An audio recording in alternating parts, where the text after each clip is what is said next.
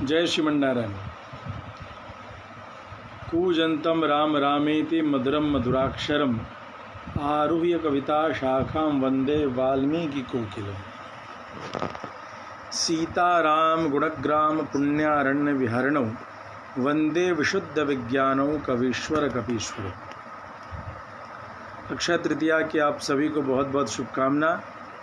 परशुराम जयंती की आप सभी को बहुत बहुत शुभकामना। भगवान परशुराम आप सभी के जीवन में सुख शांति समृद्धि प्रदान करें। मैं आज विशेष रूप से एक विषय पर उपस्थित हुआ हूँ और बंधुओं, विषय यह है कि वर्तमान में कई श्रेष्ठ वक्ताओं ने भी वाल्मीकि रामायण के अंतर्गत आने वाले उत्तरकांड को प्रक्षिप्त बताया। लगभग 1000 वर्ष की परतंत्रता के समयांतराल में कई शास्त्रों में छेड़खानी अवश्यमेव की गई, और जिसके कारण कि यदि आप कई शास्त्रों के श्लोक संख्या को देखेंगे तो बताया हुआ कुछ और है और श्लोकों की प्राप्ति की गणना कुछ और है, जिसके कारण कि कई बार भ्रम की स्थिति उत्पन्न होती है। रही बात वाल्मीकि रामायण के उत्तरकांड की, अब एक बार चर्चा आ जाए कि हाँ, कहीं पर कोई श्लोक है, कहीं पर कोई एक प्रसंग है जो प्रक्षिप्त है, तो उस पर विचार करना या उसकी चर्चा करना कुछ हद तक, कुछ स्तर तक उचित भी मान्य है। लेकिन वर्तमान में ऐसा सुनने को आता है, मेरे हाथ में निग्रहाचार्य जी का एक वीडियो आया, जिस वीडियो में मैंने देखा कि तुलसी पीठाधीश्वर रामभद्राचार्य जी एवं राजेंद्र दास जी ने संभवतः किसी प्रवचन में यह चर्चा उठाई है कि उत्तरकांड ही प्रक्षिप्त है। मेरे पास वो वीडियो आई तो नहीं, लेकिन निग्रहाचार्य जी सदैव प्रमाणित बात बोलते हैं, इसलिए मैं ऐसा मान सकता हूँ कि ऐसा कोई वक्तव्य जरूर दी गई होगी या इससे मिलती जुलती कोई वक्तव्य संभवतः दी गई होगी। कुछ और वीडियो भी इधर आए हैं जो हिंदी साहित्य के जानकार आदि, उन सबों के द्वारा भी ऐसी कुछ चर्चाओं को उठाया गया है। अब देखिए, दो चर्चा है।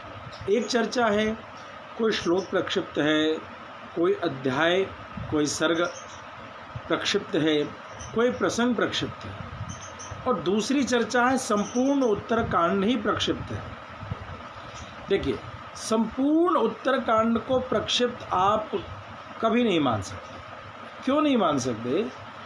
तो यह वाल्मीकि रामायण है क्या, या यूं कहें कि आदि कवि वाल्मीकि ने जो यह कलयुग आने वाला है, इस कलयुग के समस्त पापों को, दोषों को दूर करने के उद्देश्य से जिस श्रीमद् वाल्मीकि रामायण की रचना की, तो कलयुग के दोषों को दूर करने के उद्देश्य से वाल्मीकि रामायण की रचना तो की ही गई, कलयुग में आने वाले दोषों का प्रभाव सदग्रंथ में न हो जाए, इसलिए उसमें चाबी भी लगा दी है।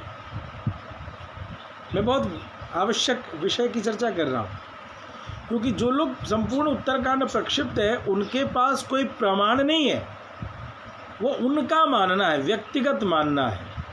मैं आकाश को आकाश ना मानूं, मत मानो भाई। मैं बादल को बादल नहीं मानता, मत मानो भाई। मैं जल को जल नहीं मानता, मत मानो भाई। ऐसा पागल भी करते हैं, ऐसा अज्ञानी भी करते हैं, ऐसा कोई हठी भी करता है और कोई बच्चा भी करता है। अलग अलग मुंडे मतरबिन्ना, जिसके मन में जो आए तो मानो, नहीं मानना हो मत मानो। मानने या ना मानना स्वयं अपने मति, अपनी स्थिति पर निर्भर करता है, मगर सत्य आपके मानने और न मानने से परिवर्तन को प्राप्त कदाचित नहीं होता, कदापि नहीं होता। अब ध्यान दें, आदिकवि वाल्मीकि मुनि ने वाल्मीकि रामायण में चाबी क्या लगाई है, जिस चाबी को गायत्री रामायण के नाम से जाना जाता है। गायत्री मंत्र के 24 वर्ण हैं, 24 अक्षर। 24 अक्षर में प्रत्येक वर्ण, प्रत्येक अक्षर पर 1000 श्लोकों की रचना की। और उन प्रत्येक श्लोकों, प्रत्येक वर्ण पर उपस्थित जो श्लोक हैं और उनके तत्पश्चात 1000 अग्रिम श्लोकों की रचना करने के कारण 24 वर्ण से 24 श्लोक और उन 24 श्लोकों से 24,000 श्लोकों की चर्चा आ गई। अर्थात यह स्पष्ट संकेत है कि 24,000 श्लोक की गणना जहाँ तक है, या यूँ कहें कि 21वां, 22वां, 23वां, 24वां अक्षर जहाँ तक उपलब्ध है गायत्री मंत्र का, वहाँ तक की कथा आप प्रक्षिप्त नहीं मान सकते। वहाँ तक के वाल्मीकि रामायण को आप प्रक्षिप्त नहीं मान सकते। उसमें कोई श्लोक, कोई अध्याय, बीच में कोई प्रसंग हो सकता है इतर से आया हो, या किसी के द्वारा कह सकते हैं जबरदस्ती थोपा गया हो, ऐसे किसी चर्चा को कर सकते, मगर संपूर्ण प्रसंग को आप प्रक्षिप्त नहीं कर सकते। यहाँ प्रथम वर्ण पर उपस्थित जो प्रथम श्लोक है, मैं अपने सभी प्यारे श्रोताओं को कहना चाहूँगा, आप वाल्मीकि रामायण के प्रथम श्लोक को देखें। वहाँ लिखा है, तपस्वाध्याय निरतम तपस्वी वाग्विदाम्बरम नारदम परिपप्रच्छ वाल्मीकिर्मुनिपुंगवम। तपः तत्सवितुर्वरेण्यम के तौ से तपः जो वाल्मीकि रामायण के प्रथम बालकांड कांड के प्रथम अध्याय का प्रथम श्लोक है, और दूसरा वर्ण है तत्स, स के लिए है सह त्वा राक्षसान् सर्वान् यज्ञज्ञान् रघुनंदन ऋषिभि पूजितस्तत्र यथेन्द्रो विजये पुरा। यह वाल्मीकि रामायण के बालकांड का 30वें अध्याय का 24वां मंत्र है। और इस प्रकार से वाल्मीकि रामायण के प्रत्येक गायत्री वर्ण के प्रत्येक अक्षर से 1000 श्लोक की उपस्थिति है। बंधुओं, अब यहाँ ध्यान ये देना होगा कि जो 21वां वर्ण है प्रचोदयात का, उसके प्र से वाल्मीकि रामायण के युद्धकांड के अध्याय 116/24 श्लोक प्रणम्य दैवतेभ्यश्च ब्राह्मणेभ्यश्च मैथिलीं श्रद्धांजलिपुटा चेदम उवाचाग्नि समीपतः। यह वाल्मीकि रामायण के उत्तर युद्धकांड के 116वें अध्याय के 24वां मंत्र है। इसके बाद जो 22वां, 23वां और 24वां मंत्र है, जो 22वां, 23वां, 24वां गायत्री मंत्र के अक्षर से प्रारंभ होता है, उसका अवलोकन करें। वह वाल्मीकि रामायण के उत्तरकांड के 16वें अध्याय का 26वां मंत्र है। प्रचोदयात के चौवर्ण से चालनात् पर्वतस्यैव गणादेवस्य कविताः चचाल पार्वती चापि तदाश्लिष्टा महेश्वरम। और 23वें वर्ण सिकाई की उपस्थिति कहाँ है? प्रचोद। वाल्मीकि रामायण के उत्तरकांड के 34वें अध्याय का 41वां मंत्र। द से दारा पुत्रा पुरम राष्ट्रम भोगाच्छादन भोजनम सर्वमेवा विभक्तम नौ भविष्यति हरीश्वर। तो यह द 23वें वर्ण से दारा, और 24वां जो वर्ण है या, आधे वर्ण की गिनती नहीं होती, प्रचोदयात, इसलिए त की गिनती नहीं होगी। ये जो व्याकरण के जानकार हैं, जो वर्ण की गिनती की व्यवस्था की जानकार वो जानते हैं।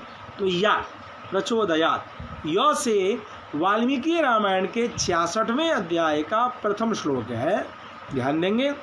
यामेव रात्रिम शत्रुघ्न पर्णशालां समाविशत् तामेव रात्रिम सीतापि प्रासूता दारकद्वयम्। यह सिया जी ने जिन दो पुत्रों का जन्म दिया है, जिसका नाम है लव और कुश, इनके अवतरण की प्रसंग जो है, यह भी वाल्मीकि रामायण के उत्तरकांड के 66वें अध्याय के प्रथम श्लोक में उपस्थित है। यामेव रात्रिम शत्रुघ्न पर्णशालां समाविशत् तामेव रात्रिम सीतापि प्रासूतदारकद्वयम्। अर्थात इस अत्यंत महत्वपूर्ण मंत्र जो गायत्री मंत्र के 24वें वर्ण से के जो या वर्ण है, या अक्षर है, उससे प्रारंभ है, यह 24वां ये मंत्र है। अब बताइए, वाल्मीकि मुनि जो 24 वर्ण से 24,000 सहस्र मंत्र प्रत्येक वर्ण को समर्पित करते हुए 24,000 श्लोकों की रचना कर दी है। यदि जो विद्वान उत्तरकांड को पूर्णतः प्रक्षिप्त बताने का साहस कर रहे हैं, मैं उन सभी विद्वानों से कहना चाहूँगा, हाथ जोड़कर विनती करना चाहूँगा, एक विद्यार्थी के रूप में आपसे पूछना चाहूँगा, एक जिज्ञासु के रूप में आपसे पूछना चाहूँगा कि पहले गायत्री मंत्र के 24 वर्णों के 24 मंत्र की व्यवस्था आप करें और फिर वाल्मीकि रामायण के संपूर्ण उत्तरकांड का प्रक्षिप्त घोषित करने की चेष्टा करें। क्योंकि 3 मंत्र जो 22वें, 23वें और 24वें मंत्र को जो है 14 या चौ से, द से और य से, इस 3 वर्ण से उपस्थित जो 3 मंत्र हैं ये उत्तरकांड में ही उपस्थित हैं। अतः गायत्री रामायण जो वाल्मीकि मुनि ने अपने भीतर में गायत्री मंत्र की व्याख्या के रूप में संपूर्ण वाल्मीकि रामायण की जो चर्चा की है, कि जो रचना की है, तत्सवितुर्वरेण्यम, उस जगत प्रकाश से प्रकाशक रामो, जो सारे संसार को प्रकाश देने वाले जो भगवान श्री राम हैं, तत्सवितुर्वरेण्यम, जो सूर्य को भी प्रकाशित करता है, यही तो गायत्री मंत्र में व्याख्या है। और इस संपूर्ण गायत्री मंत्र की व्याख्या को वाल्मीकि रामायण के रूप में उद्घाटित करते हुए आदि कवि वाल्मीकि मुनि ने इस बात का ध्यान दिया कि खुद को वाल्मीकि सदृश भविष्य में जो कहना चाहेंगे, भविष्य में खुद को जो तुलसी सदृश कहना चाहेंगे, वे शास्त्रों के साथ अनर्गल प्रलाप करने की कुचेष्टा अवश्यमेव करेंगे। इसीलिए उन्होंने एक चाबी दे रखी है कि 24 अक्षर से 24,000 यदि उत्तरकांड संपूर्ण रूप से आप प्रक्षिप्त करने की चेष्टा करते हैं तो पहले 24 वर्ण से 24,000 गायत्री की रामायण की श्रृंखला को उद्घाटित करें, उसके रहस्य को सामने लाएं। राजनैतिक, देखिए एक और विशेष बात मैं कहना चाहूँगा, वर्तमान में व्यासपीठ कई बार राजनैतिक व्यक्तित्वों के अंतर्गत नियंत्रित है। परतंत्रता को स्वीकार करके अपनी आजीविका, अपने गौरव की रक्षा करने के लिए, अपने आजीविका की रक्षा करने के लिए, अपने मिथ्याभिमान की रक्षा करने के लिए राजनैतिक तंत्रों के अंकुश के अधीन रहने को विवश है।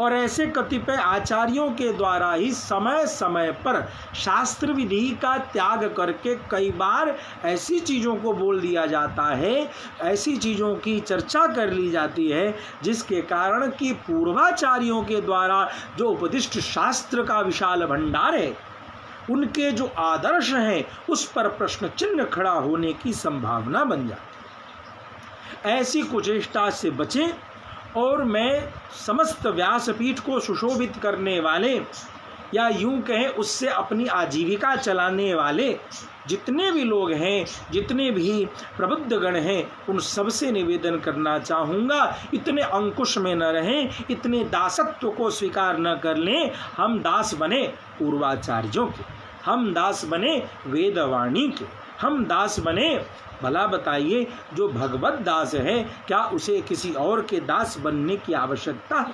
अपने मिथ्याभिमान, अपने लोकेशना, अपने कामेशना की पूर्ति करने मात्र के उद्देश्य के लिए राजनैतिक शक्तियों के अधीन रह करके व्यासपीठ यदि चलेगा तो अवश्यमेव यह सनातन धर्म को दिग्भ्रमित करने वाला कुप्रयास होगा। अतः ऐसी कुछ बात न कीजिए। अयोध्या में जब दास रहता था उस समय महाराज जी हमेशा कहते थे, श्रुतियन से छेड़छाड़ ज़्यादा न कीजिए, जा में रस बनी रहे ऐसो अर्थ लीजिए, जिस अर्थ के द्वारा हमारे पूर्वाचार्यों का सम्मान बना रहे, हमारी सनातन धर्म, सनातन संस्कृति का पोषण, पल्लवन संरक्षण होता रहे, उसी रूप से वेद शास्त्र की महिमा का गायन करें। विशेष बात, इतिहास में जो हुआ वह परिवर्तन से हीन है। इतिहास कथा परिवर्तन कर सकते हैं, साहित्य परिवर्तन कर सकते हैं, सिद्धांत में परिवर्तन ला सकते हैं, तर्क में परिवर्तन ला सकते हैं, लेकिन भला किसी विद्वान के कहने से इतिहास में परिवर्तन आ सकता है? क्या इतिहास में भी परिवर्तन कोई विद्वान लाने की चेष्टा कर सकता है? अवश्यमेव ऐतिहासिक घटनाओं में वाल्मीकि रामायण की जो चर्चा है वो इतिहास के अंतर्गत लिया जाता है। इतिहास में दो ग्रंथों की चर्चा है, एक श्रीमद् वाल्मीकि रामायण और श्री वेदव्यास प्रणीत महाभारत। क्या इतिहास में भी कोई परिवर्तन हो सकता है?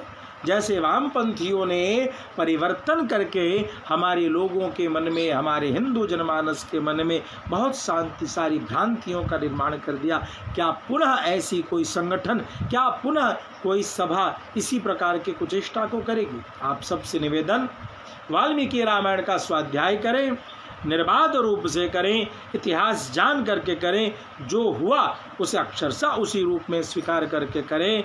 संभवतः 1000 वर्ष के भीतर में कुछ ऊंच नीच हुई होगी, कुछ बातों को डाला गया होगा, कुछ बातों को निकाला गया होगा, कुछ बातों पे, अलग अलग विषयों पे चर्चा करना संभव है, तर्क संगत है, लेकिन संपूर्ण उत्तरकांड को प्रक्षिप्त करने का जो कुचेष्टा की जा रही है, कि जो दुस्साहस किया जा रहा है, इससे हम सभी को इस घोर अपराध से बचना चाहिए। अक्षय तृतीया के उत्सव पर इस अक्षय संदेश को आप सभी जरूर स्वीकार करें। जय श्रीमन्नारायण।